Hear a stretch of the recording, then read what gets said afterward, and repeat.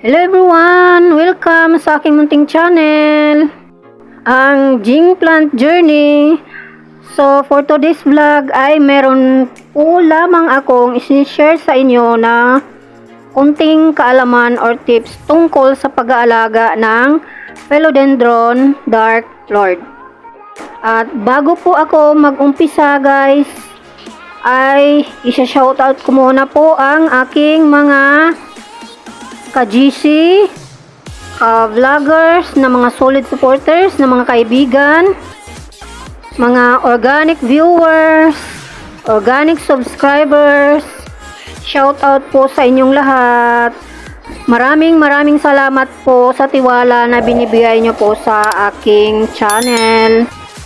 So ayan, paano nga ba natin makikilala ang isang Dark Lord na Philodendron?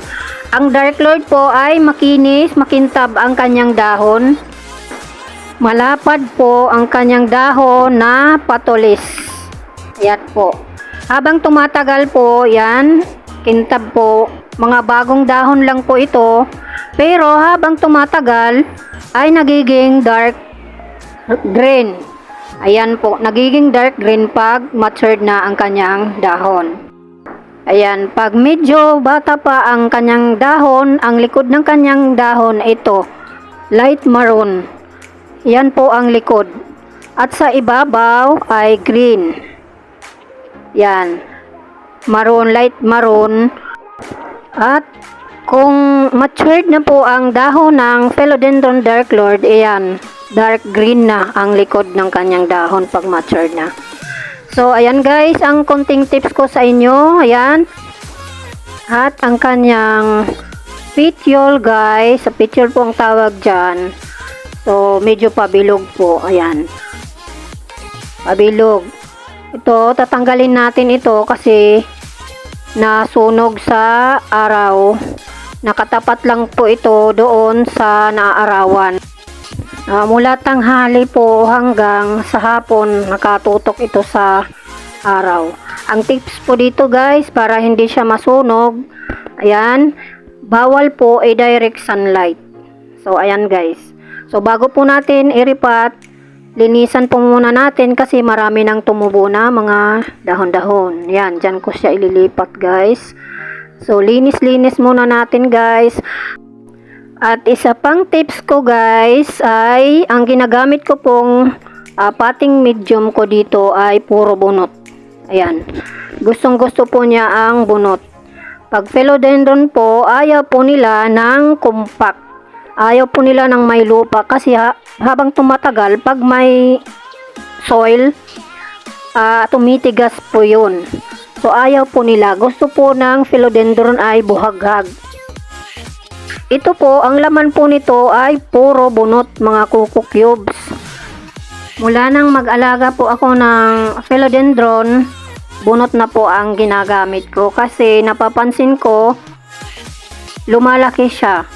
Ayun, natutunan ko po yan doon sa binilhan ko ng Philodendron. Binibili ko lang po is yung mga cuttings kasi mahal po dati ang Philodendron pero ngayon medyo mura na. Ayan guys, ililipat ko na siya dito sa clay pot para hindi siya matutumba. Kasi sobrang gaan. Sobrang gaan kasi wala nga pong lupa. Puro lang siya bunot, coco cubes, ganyan. Kaya natutumba dahil sa malaki na siya, lumalaki yung mga dahon niya habang tumatagal. Ayan, nilagyan ko muna ng coco cubes sa ilalim kasi sobrang lumulubog siya.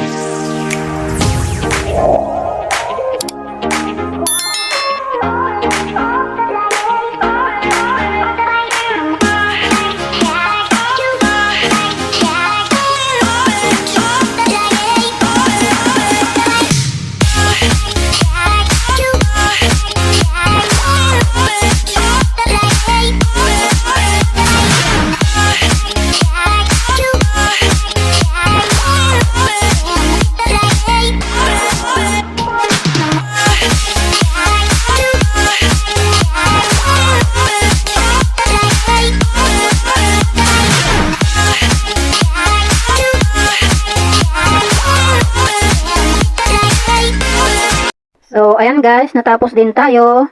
Ayan, yan lapad ng dahon niya. Habang tumatagal po, lalong lumalapad ang dahon niya. Mahaba po ang dahon niya guys. So, hindi na siya tatambling ngayon kasi yung lipat na yan, mabigat yan. Ayan. So, ayan guys, bago po tayo mag-end, huwag kalimutan mag-like, share, at subscribe at i-click ang notification bell para updated kayo sa susunod ko pang video. See you sa next video. Bye-bye!